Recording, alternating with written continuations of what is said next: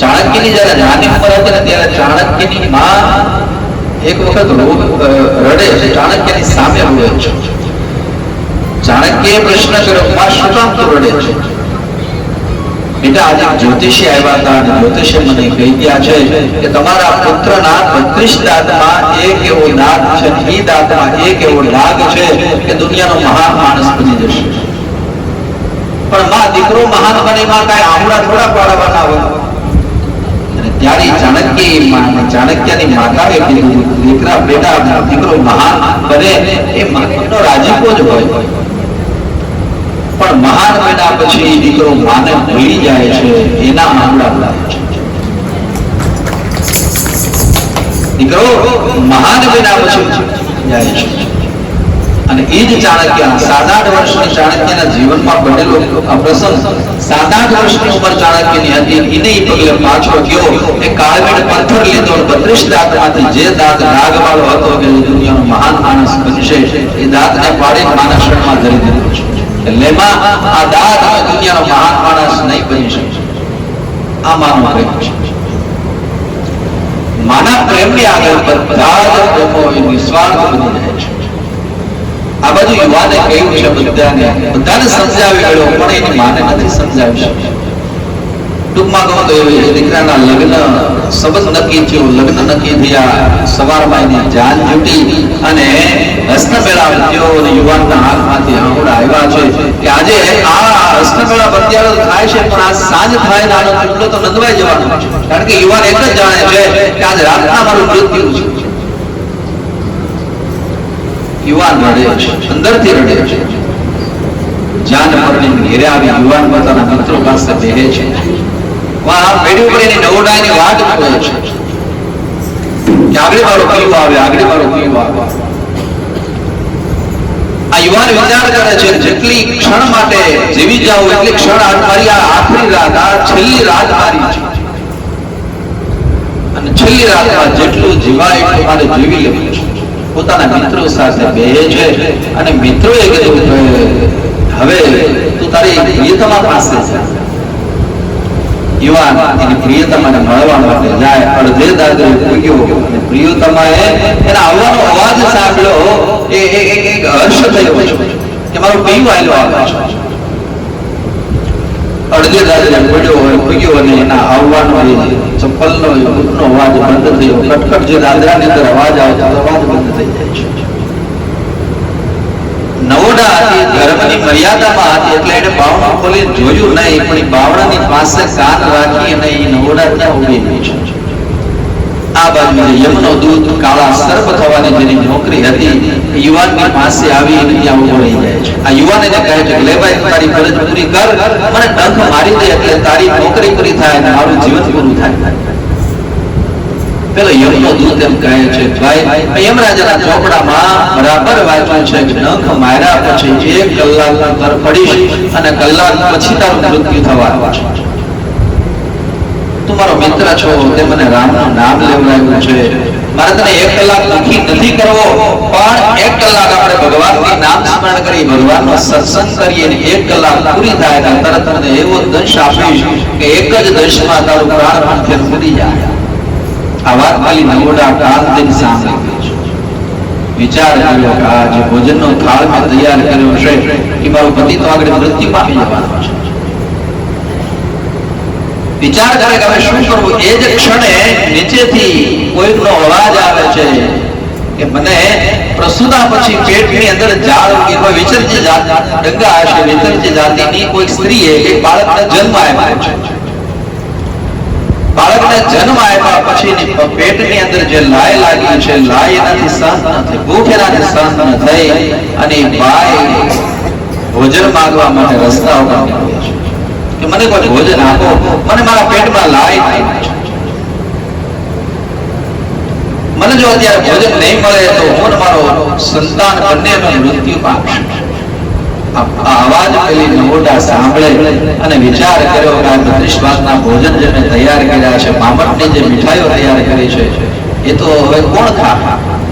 પોતાની સાડી લીધી, સાડીના છેડામાં એ બધું બાંધ્યું, મેડીની બારીએથી અંબાવી દીધું, લે ભાઈ, આ તું ખાય તારા પેટની અગ્નિને શાંત કરી.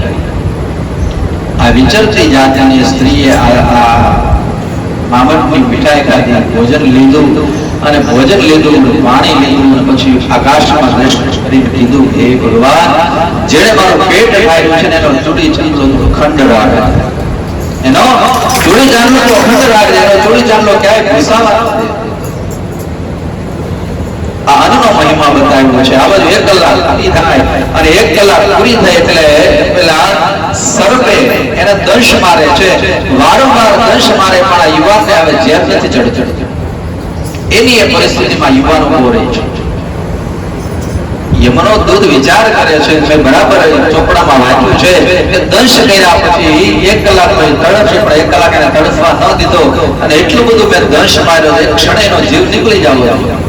હજી આ યુવાનનો જીવ કેમ નથી નીકળ્યો? દોડતો દોડતો યમરાજ પાસે જાય, અને યમરાજને કહે છે, હે યમરાજ, તમે પેલા મનુષ્યનો જીવ લેવા માટે મને મોકલ્યો તો, પણ એ તો એનો જીવ તો નીકળતો નથી. અને ત્યારે યમરાજે કીધું, ભાઈ, હવે એનું મૃત્યુ નહીં થાય. તો કે એના ઘરમાંથી કોઈ કે અન્નનું દાન કરી દીધું, અને એટલા માટે એના ભાગ્યની અંદર 100 વર્ષની આયુષ્ય લખાઈ થાય છે. કોઈ કે એના ઘરમાંથી અન્નનું દાન કરી દીધું છે, અને એના ભાગ્યમાં 100 વર્ષની આયુષ્ય લખાયેલા છે. તો અંતરના મહિમા છે, અને એટલા માટે જ્યારે જ્યારે પણ ભગવાનને અન્નકૂટ આપણે કરીએ છીએ, બધાના ઘરનું અન્ન એ ભગવાનને આપણે અર્પણ કરી દઈએ છીએ. ક્યારે કોઈ એવી પરિસ્થિતિ ભગવાન ન આવવા દે, પણ ક્યારે આવે તો ભગવાનને ધરેલું છે એ ભગવાન આપણને અનેક ગણું ભરીને પાછું આપે છે. અંતરનો મહિમા છે. ભગવાન કઈ આરોગ્યતા નથી, ભગવાન તો માત્ર ભાવના પૂછ્યા છે. આ બધું ભગવાને આપ્યું છે, ભગવાનને આપણે અર્પણ કરવાનું છે. તેરા તુજકો અર્પણ ક્યાં લાગે? હવે આપણું શું છે? ભગવાનનું બધું છે, ભગવાનને આપણે અર્પણ કરવાનું છે. અને અંગાનો મહિમા બ્રાહ્મણ પત્નીઓએ ખૂબ સારી રીતે નિભાવ્યો છે. ગોપ બાળકો જ્યારે બ્રાહ્મણ પત્નીઓની પાસે બ્રાહ્મણો અકળમાં રહ્યા, બ્રાહ્મણ પત્નીઓએ આ ગોપ બાળકોને જમાડ્યા છે. ગોપ બાળકોના અંતરના આશીર્વાદ નીકળ્યા. બધે જ બ્રાહ્મણ પત્નીઓને મોક્ષની પ્રાપ્તિ થઈ ગઈ છે. અને બ્રાહ્મણને 84 લાખના ફેરા ફરવા પીડા હજી ફરે છે. તો અંગારનો મહિમા બતાવ્યો છે. એવો અંગારનો મહિમા સુખદેવજી રાજા પરીક્ષિતને બતાવે, હે રાજા, આવી રીતે બ્રાહ્મણ પત્નીઓને ભગવાને જમાડ્યા છે. એ પછી સુખદેવજી રાજા પરીક્ષિતને આગળની કથા વર્ણવતા કહે, હે રાજા, વેણુગીત અને બ્રહ્મચારી ગોપીઓ સાથે ભગવાને રાસ કર્યો. યજ્ઞ પત્નીઓની અંદર પ્રસન્નમાં વિવાહિત બ્રાહ્મણ પત્નીઓ સાથે ભગવાને રાસ રમ્યા છે. ગોવર્ધન લીલામાં વાનપ્રસ્થ ગોપીઓની સાથે ભગવાન રાસ કર્યો છે. તો સુખદેવજી રાજા પરીક્ષિતને સમજાવે છે, અને એ પછી ગોવર્ધન લીલાનો પ્રારંભ કરે. એ જ ગોવર્ધન લીલા એ પછી ભગવાને ગોપીઓની સાથે રાસ રમ્યા છે. ગોવર્ધન લીલા પછી રાસ લીલા કરી છે. તો ગોવર્ધનનો અર્થ સુખદેવજી રાજા પરીક્ષિતને બતાવે. ગો એટલે ભક્તિ અને ગો એટલે જ્ઞાન. ગોવર્ધન લીલા એટલે જ્ઞાન અને ભક્તિને વધારનારી લીલા ગોવર્ધન લીલા છે. જેની જ્ઞાન અને ભક્તિ વધે છે એનો દેહાધ્યાસ છૂટે છે, અને જેનો દેહાધ્યાસ છૂટી જાય છે એને રાસ લીલાની અંદર પ્રવેશ પ્રાપ્ત થાય છે. ગોવર્ધન એટલે જ્ઞાન અને ભક્તિને વધારનારી આ લીલા છે. જ્ઞાન અને ભક્તિ વધે એનો દેહાધ્યાસ છૂટે, અભિમાન છૂટે છે, અને જેનું અભિમાન છૂટે છે એ ગોપ ગોપીઓ એને રાસની અંદર પ્રવેશ મળે છે. આ બધું બધા ગોપ ગોપીઓ ઘર છોડી ગિરિરાજમાં ગયા છે. ગૃહાશ્રમનું વાતાવરણ જ્ઞાન ભક્તિ ઓછી કરવી, નિવૃત્તિ તરફ આગળ વધવું. અમુક પછી જ આપણે ગૃહાશ્રમની અંદર રહી શકીએ છીએ. આપણે અમુક ઉંમર થાય એટલે પછી આપણે બધું જ સંસારના કાર્ય છોડી અને વાનપ્રસ્થ આશ્રમની અંદર જવું પડે છે. એટલા માટે તો 51, 52 આ બધા પાછળ વન શબ્દ લગાડ્યા છે. શું કામ? કે એનો તાત્વિક અર્થ તો એવો છે કે 51 માં પ્રવેશ કરો એટલે વનમાં પ્રવેશ કર્યો છે. અને વનમાં જે જીવાત્મા પ્રવેશ કરે છે એને જીવન સાત્વિકથી જો એ જીવન જીવે તો એ જીવ મુક્ત બને છે. જ્ઞાન અને ભક્તિને વધારવા માટે ગ્રહોનો ત્યાગ કરવાનો છે.